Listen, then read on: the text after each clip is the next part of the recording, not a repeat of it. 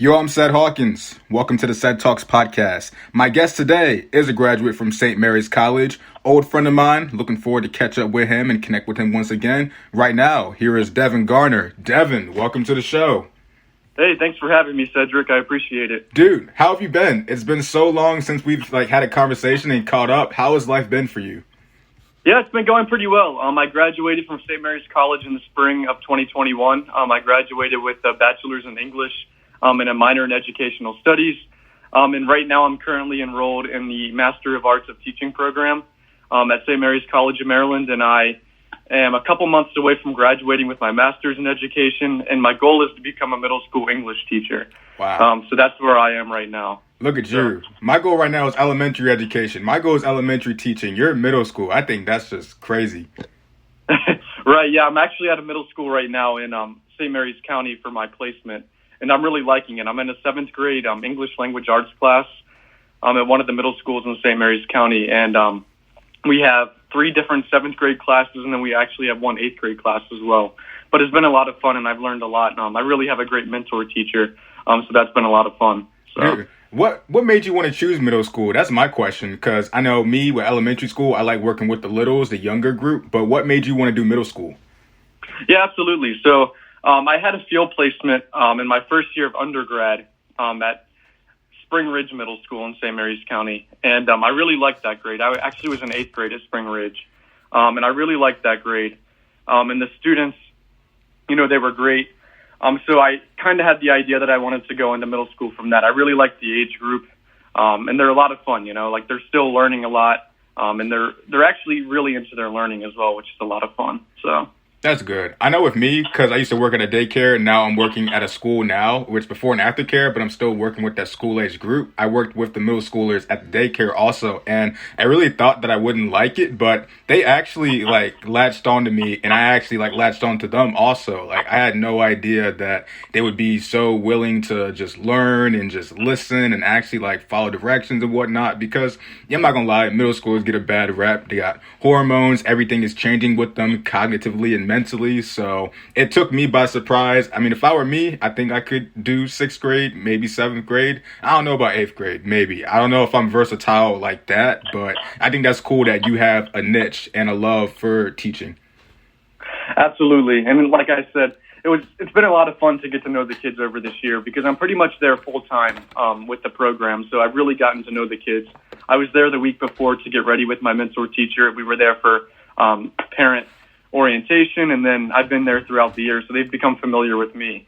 And one way that I've connected with them throughout the time is I've gone to a lot of their extracurricular activities. I found going to their sports and going to many of the other events that they're into has been beneficial to get to know them as well, which in turn has created that trust and respect, the mutual trust and respect between both of us. Right. So it's been a lot of fun. So. Right. When it comes to teaching, I mean, not just teaching, but I mean, any job in general, how important is it to develop those networking skills and put yourself out there? Oh, I think it's really important. We've learned about it in our education classes as well, but I think it's really, really important to connect with the kids, because when they know that you care about them, they care about you as well. So it's a lot easier to implement instruction and provide them with the opportunity to learn, because sometimes if they don't like a teacher, they're going to shut down and they're not going to learn, right? So my goal is to connect with all of them so that they can, trust me and like me, so that they can learn from me as well. I think Rita Pearson had the quote in a TED Talk video when she said, "Kids don't learn from people who they don't like." I think it was Rita Pearson. Don't quote me on that, but that was a really important quote that I've kind of gone off of. Just to, really make sure that I connect with the students and put myself out there so that they can trust me as well. No, I agree. I think the ability to connect with a child or a student in that matter, I think it's so important, because kids see right through you. You think they don't, but they see right through a person. They can tell whether they're invested and passionate about them and what they're learning, or how they're growing, or if they're just there to just collect a paycheck and just sit there. So I think finding those ways to connect with them, not force it necessarily, but finding those ways to connect with them on that level, I think is so important as an educator. Absolutely. And just even when they walk in the classroom, every day when they walk in, I try to, spark some kind of conversation with them. Even if I'm not familiar with what they're interested in, I still feel like I can ask them, how is this hobby going? Or how is a TV show that you really like going. And that's something I try to do every day, is try to talk to them as they walk in the classroom and try to get to know them better. Even at recess, not even just walking in the classroom, but we have recess in middle school in St. Mary's County. It's only 15 minutes, but, going around, and I sometimes will play basketball with them at recess, or I'll sometimes throw a football with them, or I'll just go, sit and talk about what's going on in their home. And I found that I really get to know students better from just those little things. You know what I mean? It doesn't have to be always a connection through either the content of school, and it doesn't have to be a connection through only things that I'm interested in. I found that it's pretty easy to connect with them in other ways too, especially for middle schoolers. Right. So. In the aftercare program I have is before and aftercare. So usually in the morning I'll sit down with them. I'll bring my breakfast myself, and I'll sit down, eat breakfast with them, talk with them, sometimes crack a joke with them. After school they'll have snack. I'll bring a snack with me. I'll sit down and eat snack with them also. And I just sit down and talk with them, and I learn with them. And it's so great to be able to, kind of put yourselves in their shoes, because I would have never thought, like 10 years ago I was in 6th grade myself. Never would have thought I'd be a teacher in this position now, reaching, kids the way the teachers back then reached me. So I just think it's a really cool thing.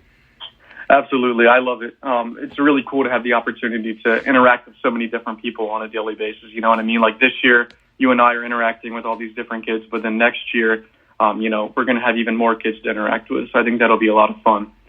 And something else I'm even doing this year in St. Mary's County is I am I'm an assistant coach for the Leonardtown High School girls varsity and JV basketball.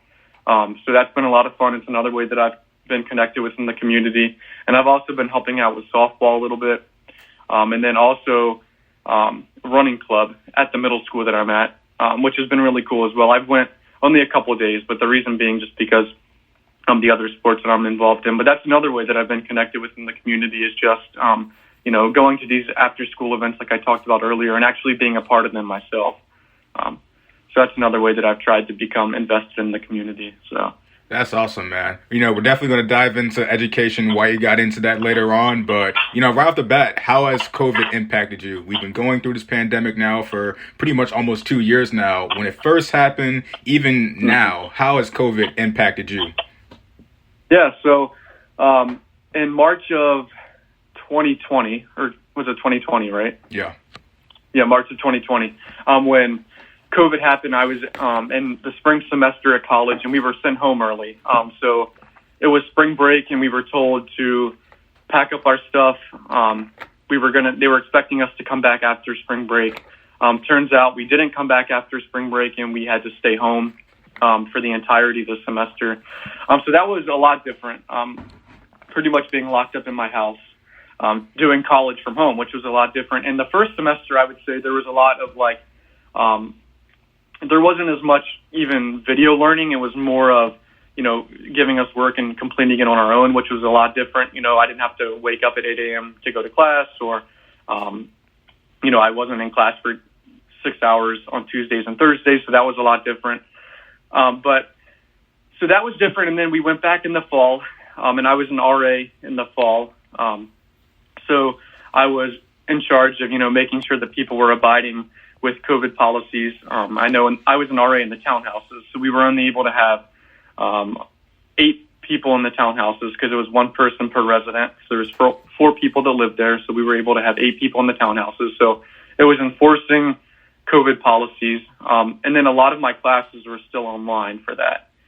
But this was, I guess you could say, different, better, however you want to frame it. I was at the college, so it was a lot different there. And then after that semester was over, the spring, it was a little bit better. Some of my classes were in person, and then some of them were virtual for that. But I was still at college, still in the townhouses. Just making sure that everyone was staying safe and healthy during a tough time. And then this year, with being in the master's program at St. Mary's for teaching, I would say that it really COVID hasn't affected the program too much. So we've been wearing masks in school. It's mandated, which has been, an important part of staying safe in the school system. And, we, maintain social distancing within the classroom. So that's obviously been a little bit different.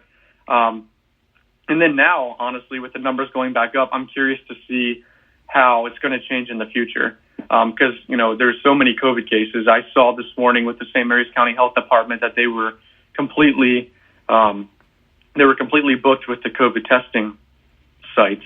So I think it's going to continue changing and it's going to continue to evolve as we continue to move on. But it's definitely been a change.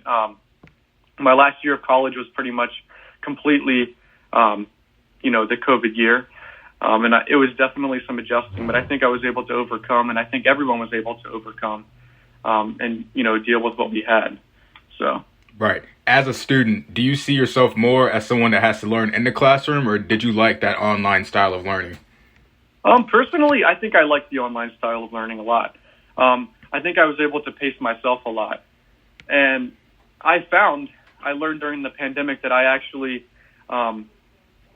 that it actually was beneficial to me to be able to pace myself and to go through, for example, writing an essay, right? Like I could write on my schedule. I was going to do research on the first 3 days, and the next week I could write the essay. And I found for me it actually worked.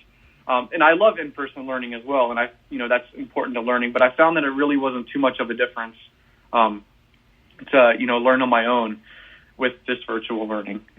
So that was how I dealt with that, and either of them worked well for me. So.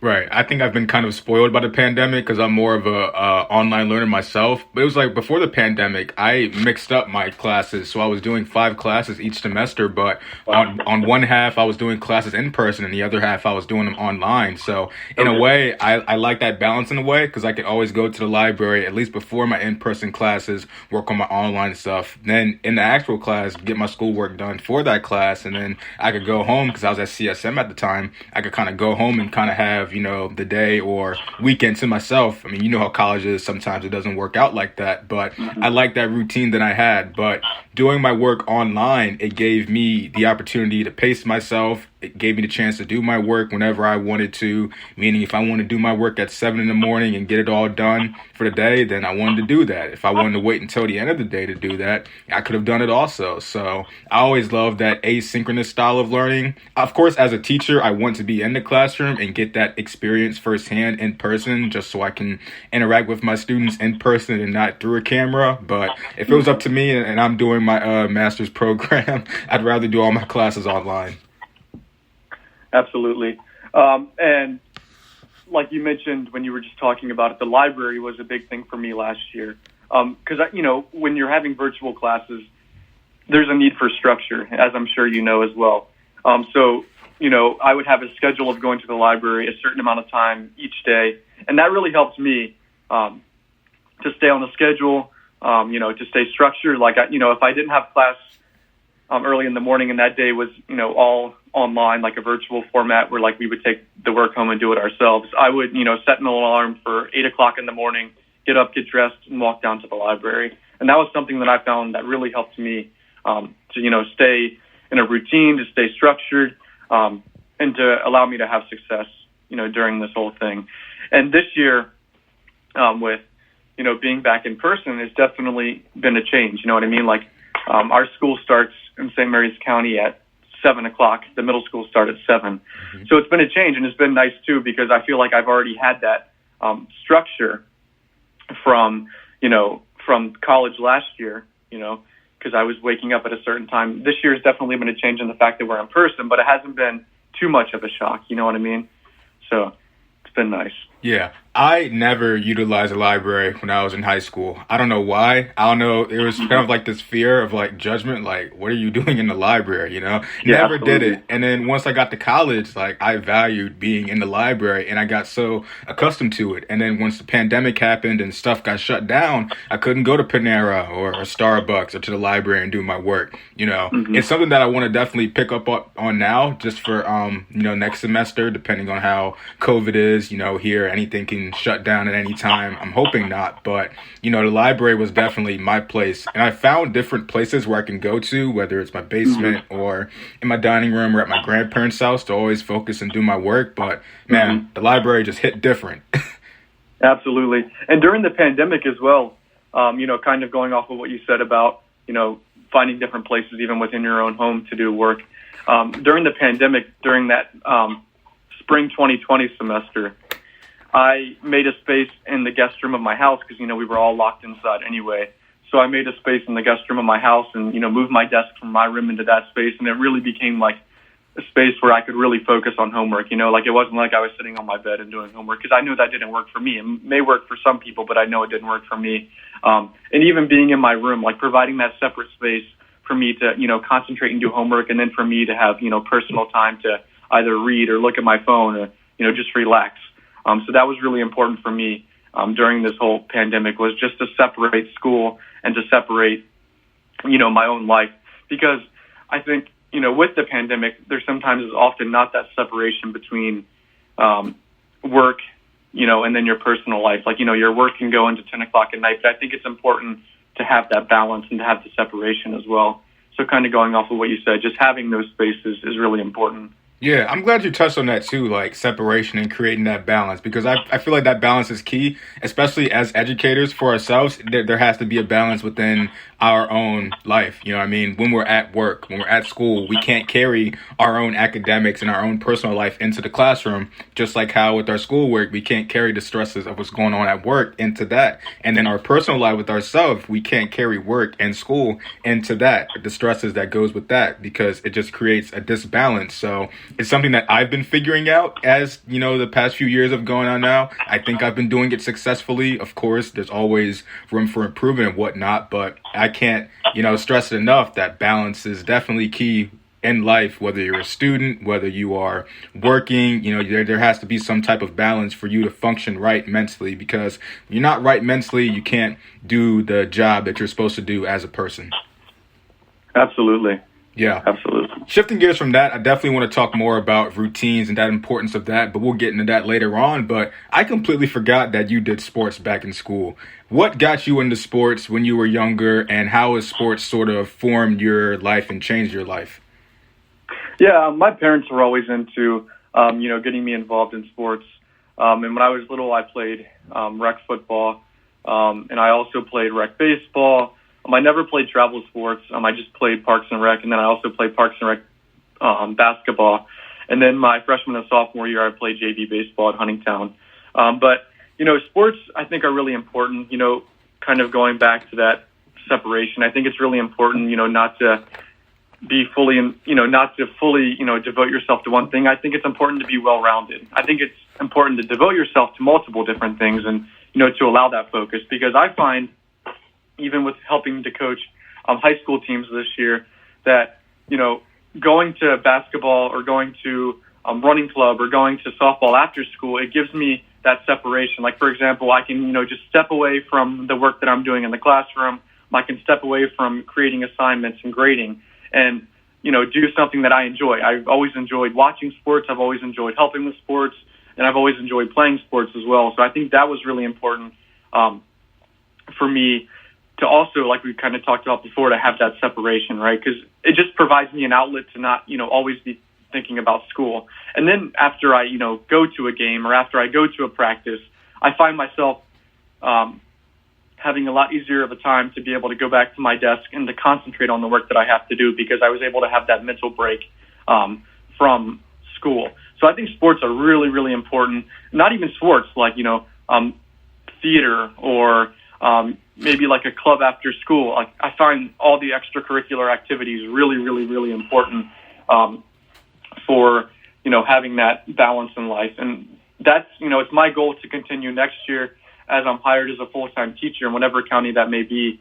I really want to get involved within the community. Again, I really want to help with coaching, and I really want to, even getting involved with rec sports is really important. And I also want to create clubs. I want to, as a teacher, I want to create clubs in order for students to have the opportunity to get involved, to not always have to focus on school and to have these different outlets, to find what they're interested in and what they're involved in. And especially within the middle school, I think that's important. One club that I really would like to do next year is I would like to create a journalism club. I think that would be a lot of fun. And my college years, I was the managing editor of the school newspaper. And that was another way, kind of going back to the sports, that I was able to separate school and, have something else to focus on. So that's something I want to have next year within the school that I'm in. So I think just sports and clubs and extracurriculars are really important to just provide students balance and to allow them to be well-rounded. You know what I mean? It's important to be a student athlete or, just a student who's involved within the community. I think that's a really important thing to teach. So. Yeah. Being versatile in life, I feel like, is key to just achieving a healthy mind. It's something that I didn't really do in high school. With high school, it was always school, and that was fine because I always focused on school. But, once I got to college, I began to pick up all of these different hobbies and stuff that I knew I was good at, but I just didn't really have the encouragement to go for it. Like my freshman year of college, I got an internship at the Calvert Recorder, did that for a semester, and I realized I was pretty good at writing. So from there, I just started writing different poems, writing different stories when I was done with my schoolwork. Landing the job at the daycare, realized I was good with kids. So once I'm done with school, I can go and do this for 3 hours every day and be perfectly fine and okay with that. Started sketching and drawing during the pandemic. Didn't think I was good at that, but just sort of picked it up and did that. And then, of course, the podcast. The podcast came pretty much out of the pandemic. And I think it's really cool that I'm not in one sandbox. I'm able to branch out and do all of these different things when I don't want to do something else. So when I don't want to focus on schoolwork or I'm kind of done with that, I can just focus on my drawing and I can sketch or I can write or I can go play my video games or I can go outside and exercise and work out. I feel like being versatile in different elements in life is just so important. And I'm so glad that, you touched on that because you can be versatile in so many different ways. The way you were versatile with sports. I didn't play sports. I still don't play sports, but, I can pick up different hobbies to still keep my mind active and still, not be idle. So I think, what you touched on was so great. Absolutely. And like I said, that's something I really want to focus on next year as I become a full-time teacher is just, providing that balance and allowing students to get involved. Because I feel like oftentimes, students will come to school early in the morning. They will, do schoolwork all day for 7 hours of the day and then go home and it's like homework until, 7 or 8. Or if it's not homework, maybe, they're looking at their iPads or playing a game, right? I think it's important that they can become involved in many different activities and allow them to become immersed within the community. So. Yeah, and that's a big problem for students within those lower income areas where they're going to school and then they're going home and they don't have any activity to do. Who's to say they're not going home and doing their homework? They're probably mixing it up with gangs or selling drugs or doing other things like that. So, it's so important for, students to get involved in activities. We talked about in my education class too, one solution I had was, start a program and not have it cost money. I know these things need to be funded. The money has to come from somewhere, but why charge these parents who are struggling financially as it is?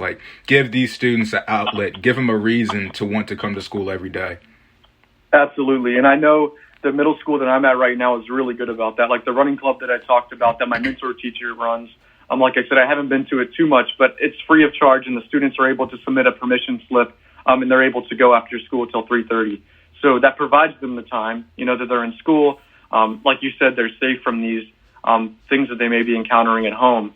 And it's really great. It allows them, like we've talked about so many times already, but it allows them to have the balance. It allows them, a safe place and it's free of charge, which is awesome. So, right. By all means, what was your favorite sport that you played growing up? I really enjoyed playing basketball. I just played Parks and Rec basketball. I never played high school basketball. But I think it was just a really fun sport to play. I might not have been the best at it, but it was super fun to play Parks and Rec basketball. And I always enjoy watching basketball as well. I'm a huge Maryland fan. I love watching Maryland men and women's play. So I would say for sure basketball. It's a way to stay active, and it was a lot of fun. So, Nice. Funny story before I move on to the next topic. I remember at the daycare, this was a few months ago, and there's a seventh grader that's there. He's like 5'11", I'm 5'6", 5'7", so he just towers over me and towers over everybody else. And he's like, "Mr. Cedric, you want to play basketball?" I'm like, "No, I'm not playing basketball against you. Only way I'm playing basketball is if you're on my team." And there'd be days where it'd be me and the middle schoolers playing basketball till the elementary schoolers came. Sometimes I'm going up against him, and he's coming at me. I'm like, "Nope, I'm not guarding you." He's like, "Come on, Mr. Cedric." I'm like, "No, I'm not guarding you. You are not going to dunk on me. I'm not going to have a 12-year-old dunk on me. Like, not going to happen." Yeah, it must be something about middle school because at our recess at the middle school that I'm at, those kids will get into it. We have to now we have to referee. Like, there's 2 different courts at the school. So my mentor teacher has to referee one court, and I have to referee one court. We have to do substitutions because they were getting into it. You know, they're good at basketball, but they were getting into it. Like you said, I was like, wow. Now I'm just kind of moving into the referee role, whereas I was playing with them a little bit, but. Yeah. So. Would you consider yourself competitive, or when you were playing sports, were you a competitive type, or were you just someone that just went with the flow of everything? I would say a mix of both. I definitely don't like to lose, but also I feel like I'm a go with the flow person as well. You know, I find myself now, even with, you know, games that I play, like, you know, whether it's in the classroom, whether we play silent speedball, I'm always very competitive with my students, like joking with them, like, "Oh, come on, like, I'm going to win," you know, like jokingly. But I wouldn't say I'm like uberly competitive. I like to win, like I said. But I'm also go with the flow as well. I know it's not the end of the world if I lose a sports game, so.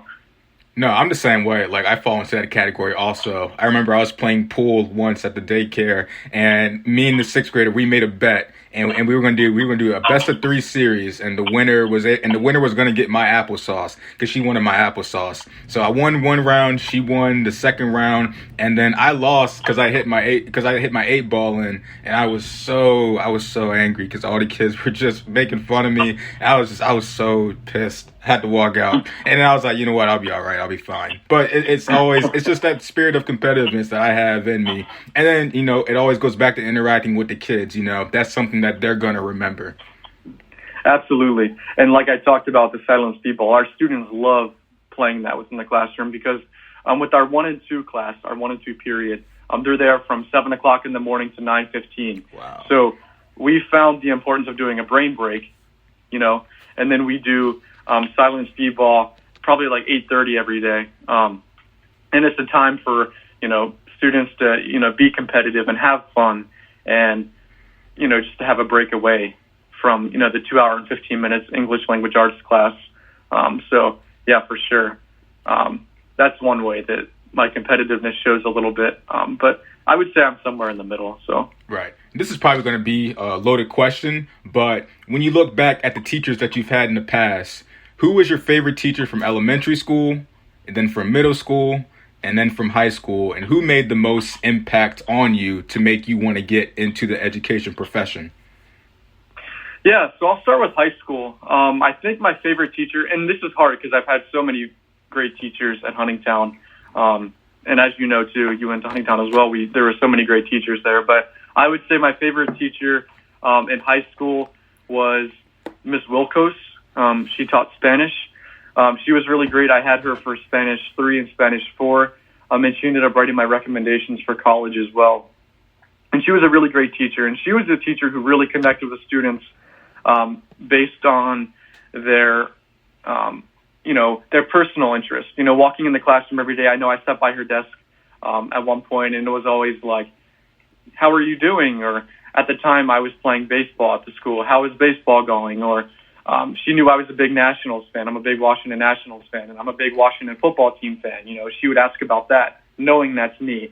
So she was a teacher who really connected on a personal level, and really got to know me. And my sister's in high school now. She's a senior at Huntingtown, and she also had Ms. Wilkos.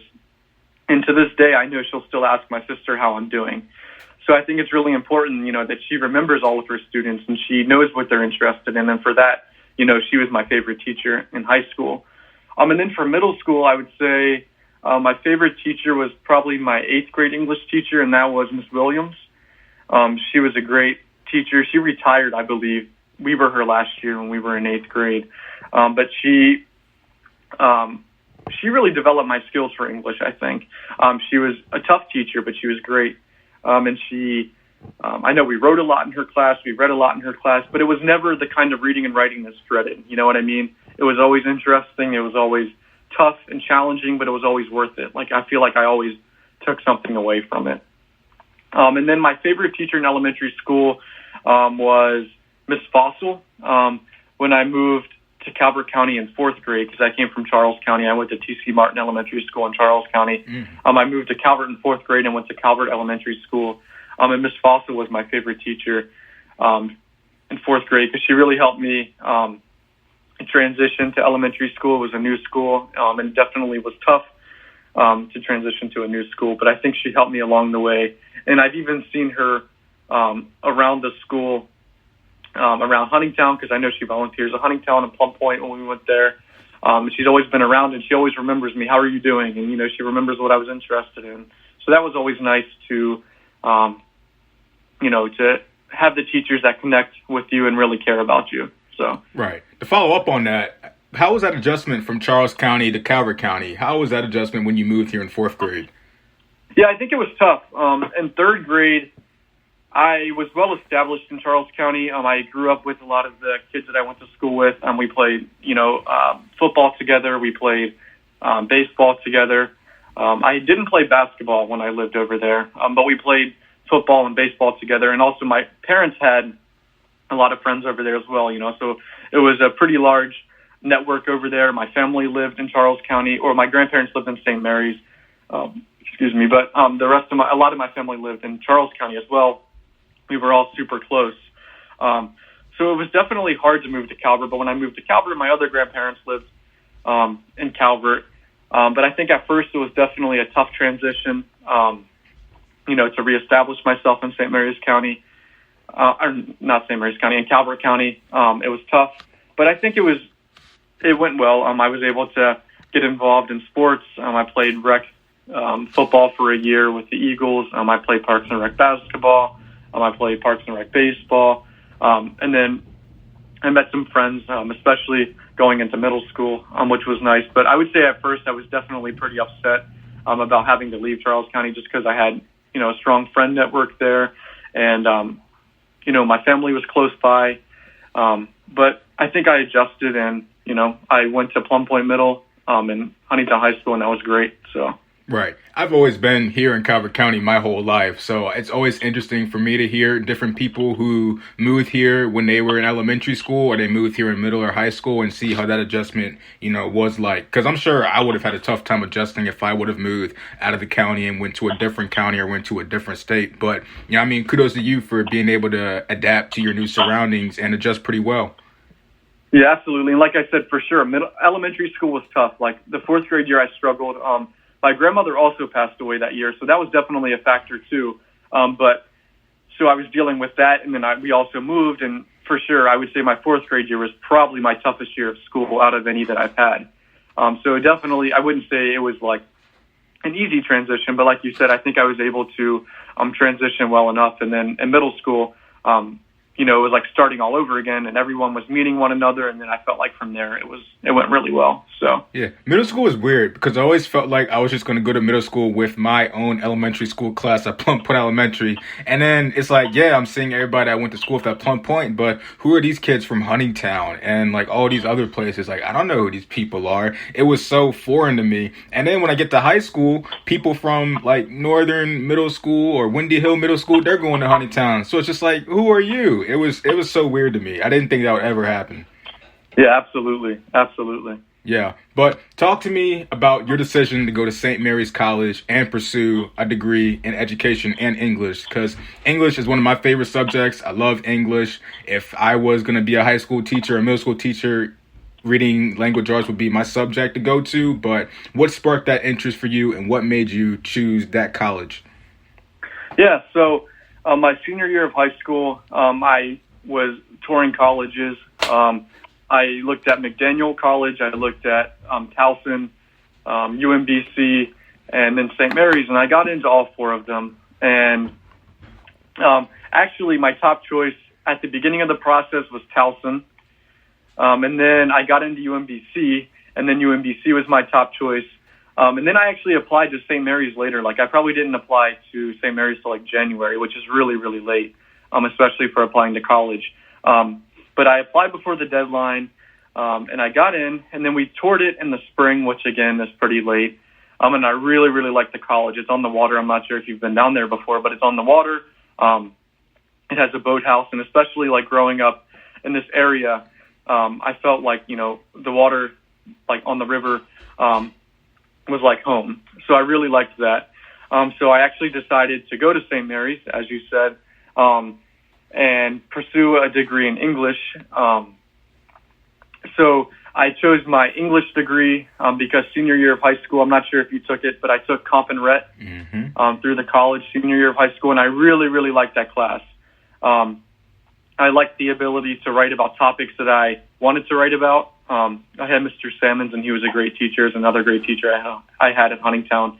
So it was really great to be able to choose about topics that I wanted to write about. And then I also found that, you know, I actually did have a knack for writing.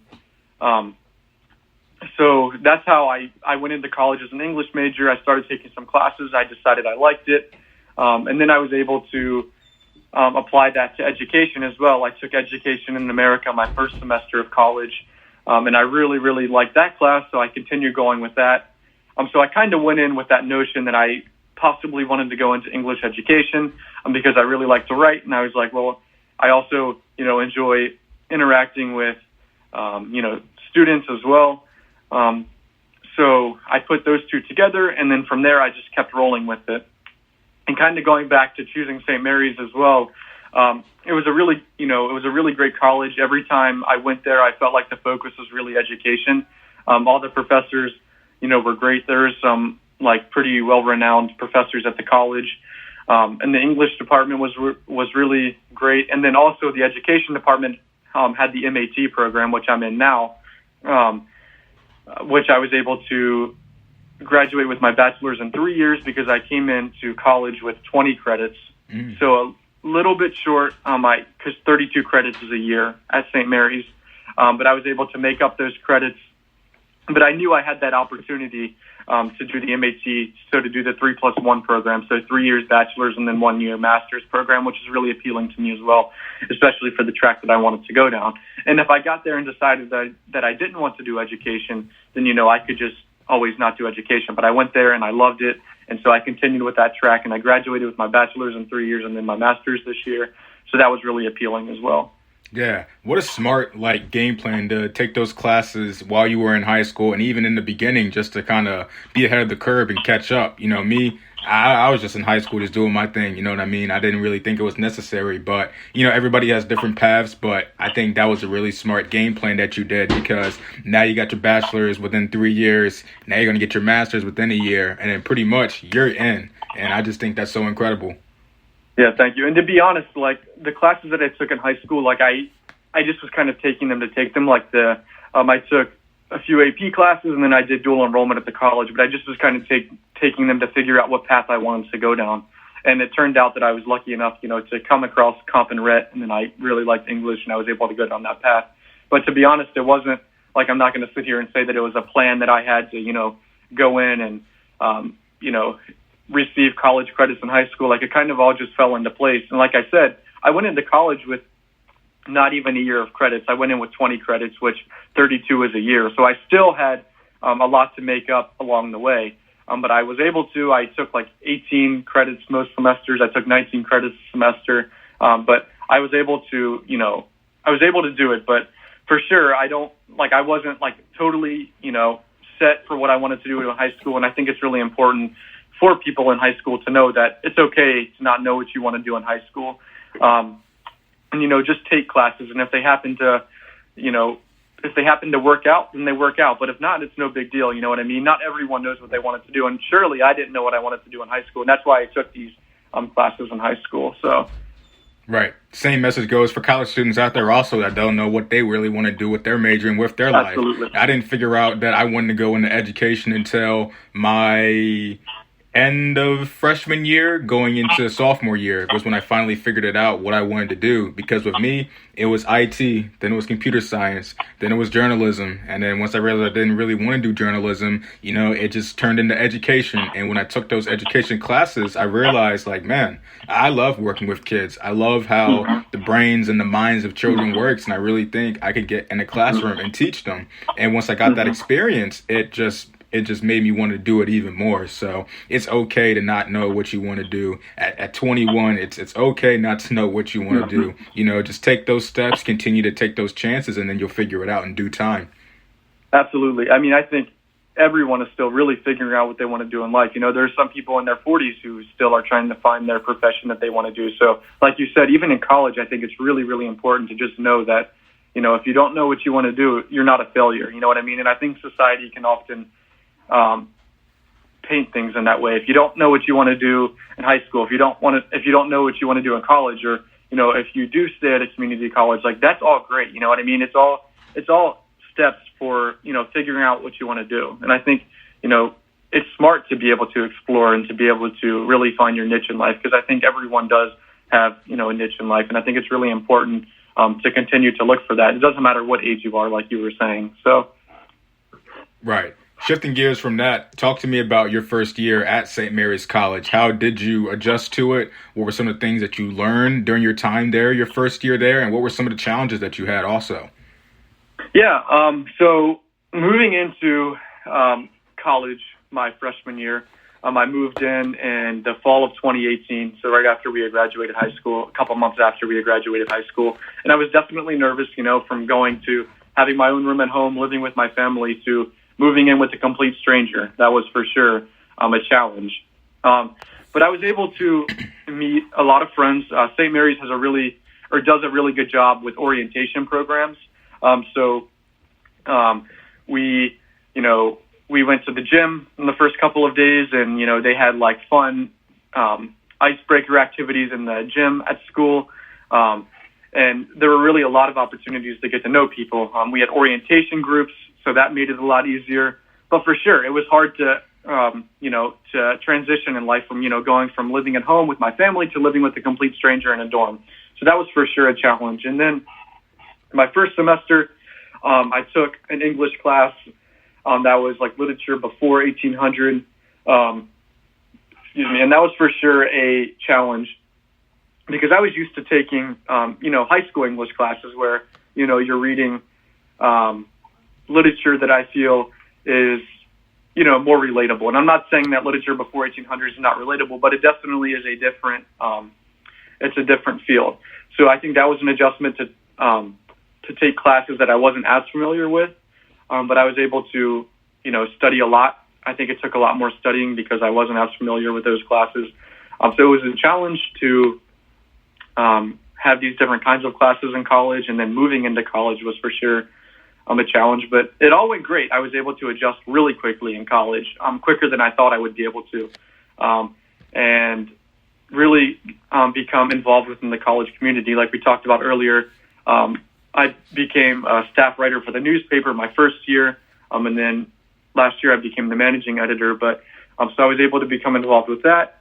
I did the ultimate Frisbee team at the college for a year. Let's see what else. I had a radio show the first year, which was a lot of fun. We didn't have too many listeners at the college just because, it was a college radio. A lot of people didn't know how to access it. But just getting involved within the community was really important. I got to meet a lot of friends that way. I actually met my girlfriend, who I'm still with, my first year of college, and we're still dating to this day. So that was nice, but it was just from getting involved within the community, and, just putting myself out there, because I felt like I was always kind of a person that was, quiet and, sometimes wouldn't push myself to do, maybe different things that I wasn't as accustomed with. Like, for example, just signing up for the newspaper at the club fair was something that I was kind of like, I've never really done journalism before, but, this will be a good opportunity. So just pushing myself, I think, was really, really important for me to adjust to college. And then my spring semester of my first year, I applied to be an RA at the college, and I got the job for that, which, again, I pushed myself to get involved there.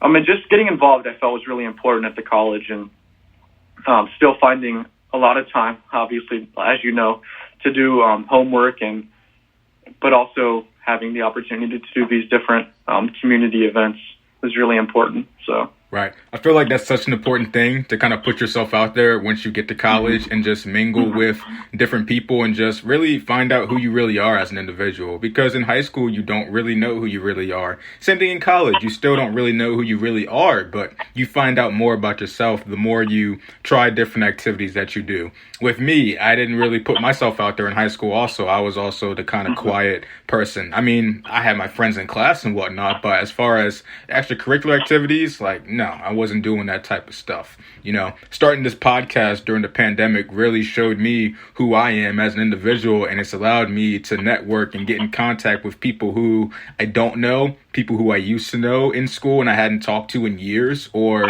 you know, people who I talk to on a regular basis and don't really know a lot about them. But through the process of interviewing them and speaking with them, I learned so much about them. I learned so much about myself, and I try to learn as many lessons as I can with each episode. And really, you know, this podcast has allowed me to really branch out and really showed me who I really am. Someone that loves to talk, that loves to communicate, and loves to network and just have a good time. And I think it's just such an incredible thing to be able to put yourself out there, do something that you don't think you can really do. But it's like once you take that chance on yourself and you do it, you know, you begin to reap those benefits. I just think it's really cool. Absolutely. And I've listened to your podcast, and I think it's a really, really cool thing that you're doing, you know, connecting with people, you know, throughout the community and people that we went to school with, teachers I believe you've had on here before. And that's a really cool opportunity just for everyone to stay connected with one another. And I think it's a really important thing that you're doing for the community. So that's really awesome that you're doing this. Yeah, thank you, man. That means a lot. And I'm glad that you wanted to be on the show also, too. It's been great, you know, talking with you, connecting with you. Obviously, I got still more questions. It ain't over yet, but I'm just so glad to still have this opportunity to do this with you nonetheless. Absolutely. Yeah, thank you for having me. It's been a lot of fun. And like I said, I love this podcast, and I think it's a really important thing that you've created within our community in Calvert County. So. Yeah. As a teacher, what are some of the things that you want to implement in your classroom? Obviously, a lot of teachers do different things to get the class under control, classroom management, or even fun class activities. You know, what are some of the things that you would like to implement in your own classroom? Yeah, it's a great question. So one thing that I want to implement is engaging activities. And I know that sounds you know, it sounds maybe cheesy or something and, you know, maybe idealistic, but also it's really important to recognize students' backgrounds and students' interests and to provide them readings, activities, and, you know, lessons that are, you know, really culturally relevant to themselves.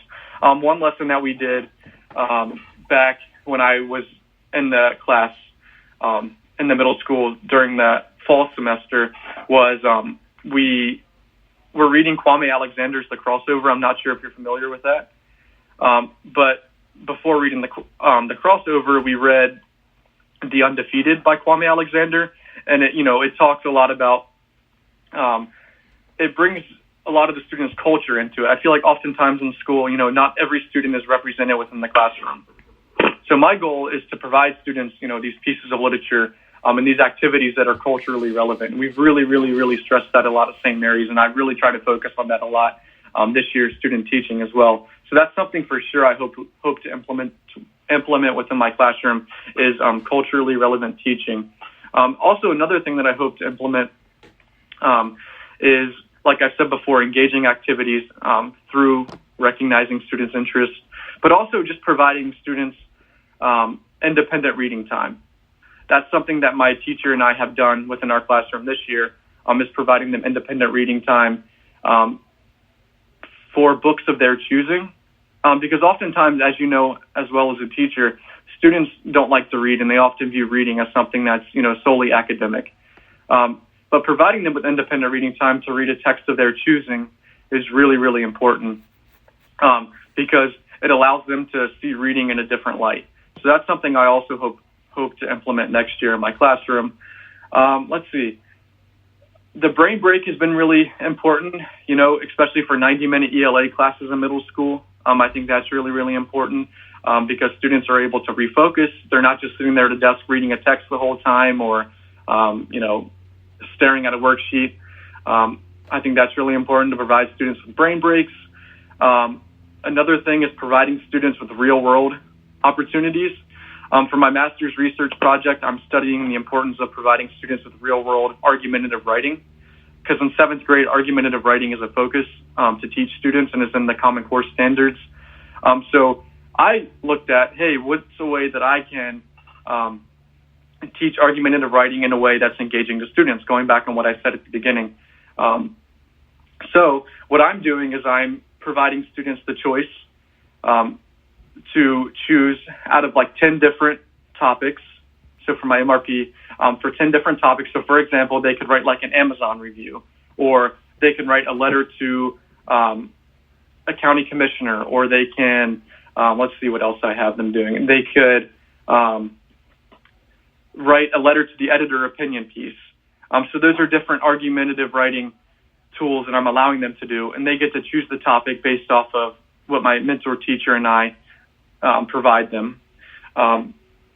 So just providing them these real world writing opportunities as well, because as you know, and as a teacher as well, they often hate writing. Whenever we say, hey, do you want to, or hey, we're going to write, they're always like, like, you know, like they hate writing, they don't enjoy it. So providing them these opportunities that they can relate to their own life. So kind of going back to the, you know, culturally relevant teaching, and then also providing them with these real world opportunities, I think is really, really important, and something that I really want to focus on within my classroom. Is just allowing school to not be something that's solely isolated. You know, it's not just this little bubble that has nothing to do with their own lives. It's actually something that they can, you know, relate to their own lives, and they can connect with, and they can engage with. And that's something that's really, really important to me. And then also, like we talked about earlier, just connecting with my students, providing time for me to go around, providing collaboration, providing independent work time, providing whole class instruction. I think that's all really important. Just, you know, time where I can really get to know the students better as well.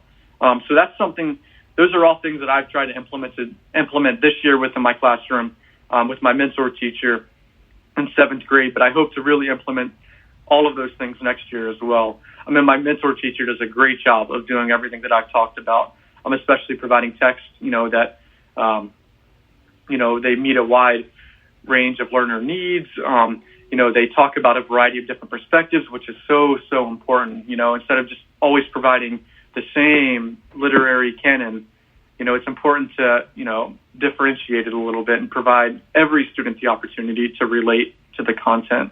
That's something that I really, really find important. And I know I keep bringing it up, but that's something I find really important.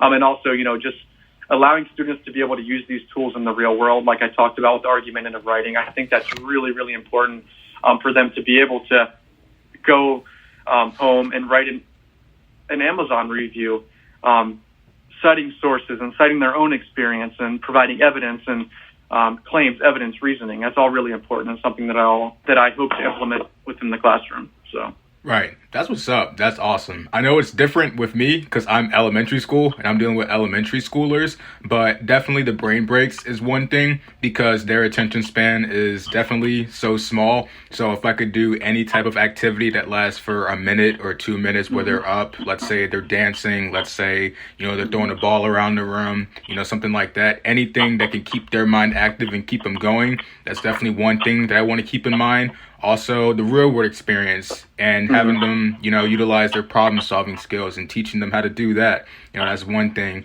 Another thing, I think this depends on the grade that I teach with, because I doubt kindergarten, maybe first grade could do it, is exit tickets where, you know, at the end of each quarter, you know, they write down, what did you like about this quarter? What did you didn't like that I did in the classroom? And what can, you know, we do as a classroom together fix the problem? So that way, in this next quarter, we won't have these same issues. I think creating that open, you know, conversation, that open area just like how it is in college, but breaking it down for elementary schoolers, I really think that can be beneficial and it can work. Because from what I've heard from a lot of the elementary schoolers is that, it's always what my teacher says, and that's it. They don't really listen to me and what, I would like to do. So I think, also giving them that control while also knowing that I'm still in control of the classroom, but I'm listening to their feedback, I think that'll be really helpful. Yeah, absolutely. And something else that I've even tried to do, which kind of going off of what you just said, is providing like a schedule before each lesson. Like, I will provide them a bulleted list. My mentor teacher started this, and then I took it from her. But providing a bulleted list of what students can expect in the class each day. Like, for example, the lesson that I'm working on for when we go back next week, like I have it clearly labeled like warm up and then next activity, you know what I mean? So they can see what to expect. And then it also limits confusion. It, limits extra chatter. I love chatter in the classroom. I don't run a classroom that's completely silent all the time. I think that's, not all that beneficial, but, just providing students with familiarity and, allowing them to, see their schedule and know what to expect throughout the lesson, I think is really important. And it kind of touches on what you just said as well. Yeah. One thing I read online that I think I'm going to utilize when I'm in the classroom is weekly newsletters, sending that out to parents and emailing that. Just so the parents know what you're teaching and the kids know what they're learning. So that way, let's say there's a test and a child scores bad and the parent emails you and saying, well, why didn't my child know about this test? And the teacher can easily go back and say, I send you these weekly newsletters. I have it written down in the classroom. I always tell it to the person just so you have that type of evidence. But it also creates structure within you as the educator because you know what you're doing for that week and you know what is going to be expected for the next few weeks to follow. And once I saw that online, I was like, boom, I'm doing that, when I'm an educator.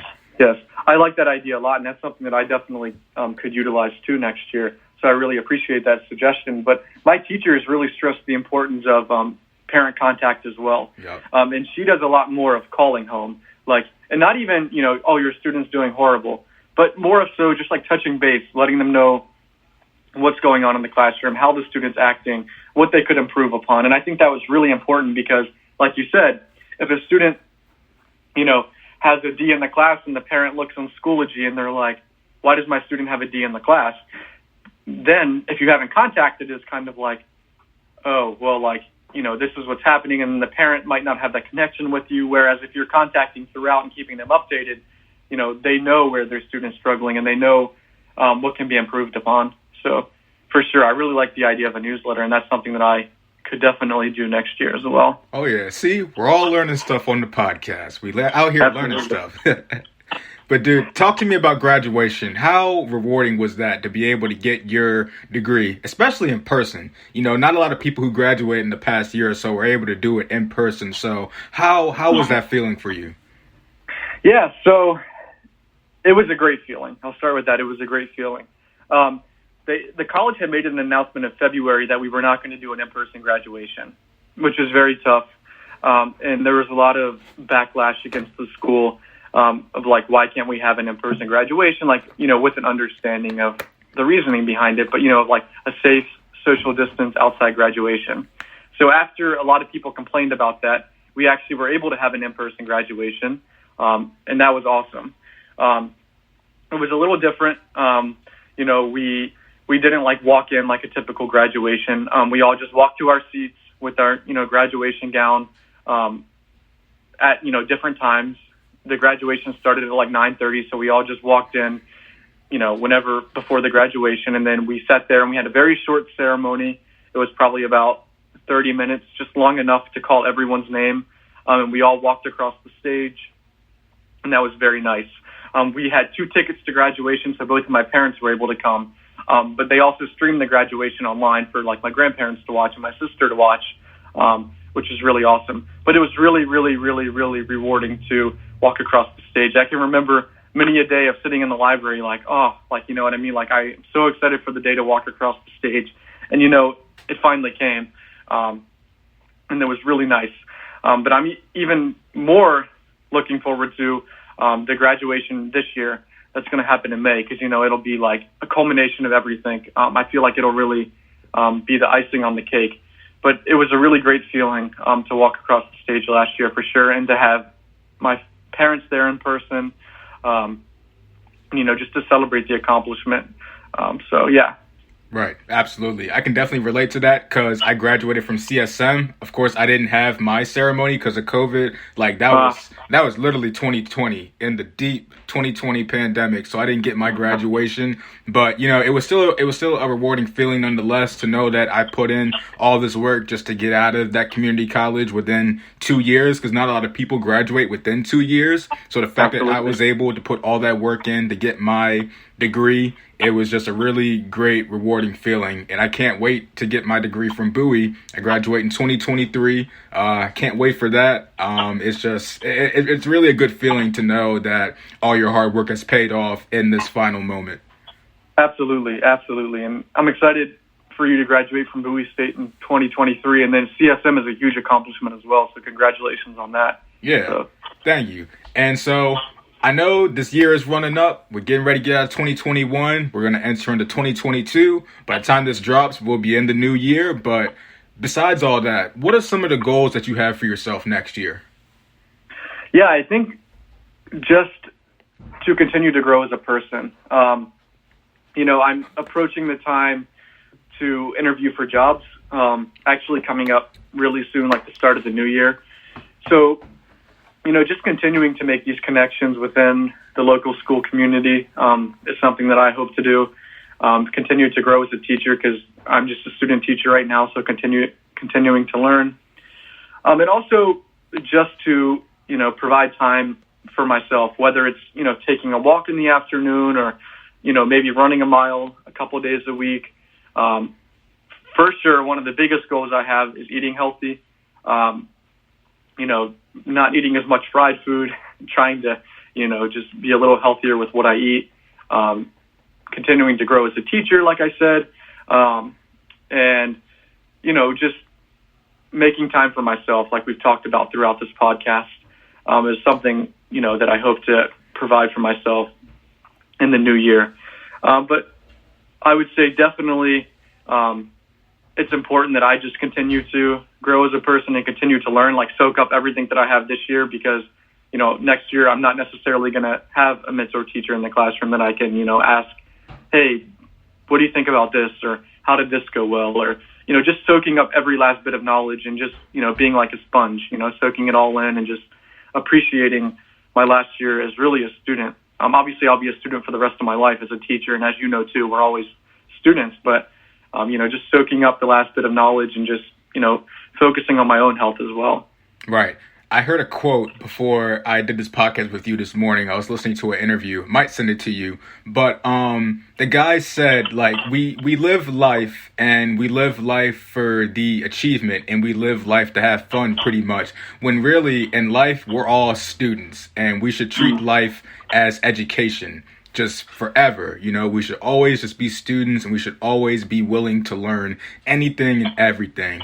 And that's how I'm pretty much going to live life in 2022. Just being able to learn from anybody. It's weird. You learn so much from the kids that you work with and you don't think that you do. But when you reflect and you think about it, you're like, wow, this 5-year-old really taught me something. It's like really good.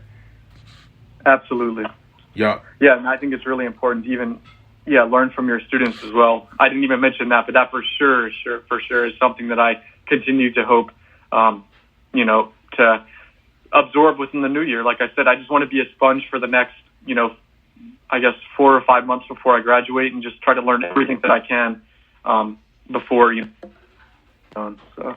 Right. And so my last question to you before I go ahead and wrap this up, let you go, is if you could offer a piece of advice to your 7th graders right now that you're working with, let's say one day you have the floor and you get to talk to your 7th graders, what would you say to them? Yeah, I think I would say just continue to work hard and never give up, no matter what the world tells you.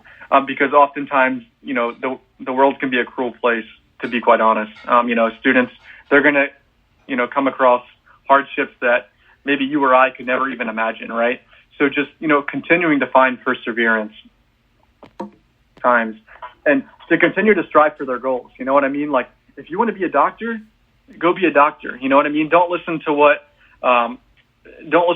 society's telling you, or don't listen to what your grades are telling you. Continue to work and continue to improve yourself in order to be the best version of yourself that you can be. And I think it's really, really important for students just to continue to work hard and to never give up. You know, in 7th grade right now, they're just still learning themselves, and that might not always hit home, but that's something, if I, could provide them with a note card that they would, ideally always keep with them in life, it for sure would be, always work hard, never give up, always chase your dreams. Because I feel like oftentimes people have these dreams, especially at a young age. Like, you often hear, at a young age, people will say, oh, I want to be a doctor, I want to be a lawyer, I want to be the next president, Well, you can be, you know what I mean? And, not to be cheesy, but you can be, you know what I mean? Like, you can accomplish anything that you put your mind to, and I really believe that. So just continuing to tell each and every student that they can be anything they want to be. And if they want to be a lawyer, they just continue to work hard, continue to, just continue to work, and then hopefully they'll accomplish what they, want to accomplish. And I realize there are other, there could be other barriers. Maybe, a student doesn't have the opportunity to go to college and, to become a lawyer or something, but just continuing to work and continuing to just push on and, just do what they want to do. You know what I mean? So. Right. Hey, well, dude, I had such a great time catching up with you, man. I've interviewed lots of people on the show, lots of people we went to school with, and dude, you are one of the success stories out of high school. You're out here doing your thing, living your life, living your dream right now, and I'm just so proud to see how much you've grown in the last 3 years since we've graduated, almost 4 years, but I was so glad to be able to spend some time with you today and catch it up with you once again. Thank you once again. Yeah, thank you, Cedric. Thank you so much for having me. I'm really super excited for you. I'm proud of you as well, and it seems like we're really I'd love to catch up in the future. We're really, headed on the right path, it seems like. So I'm really excited to continue to listen to the podcast, and thank you so much for having me. Yeah, man. You take care. We'll definitely be in touch. All right. Thank you, Cedric. Yep. All right. This wraps up the podcast. You guys remember to stay blessed and stay encouraged.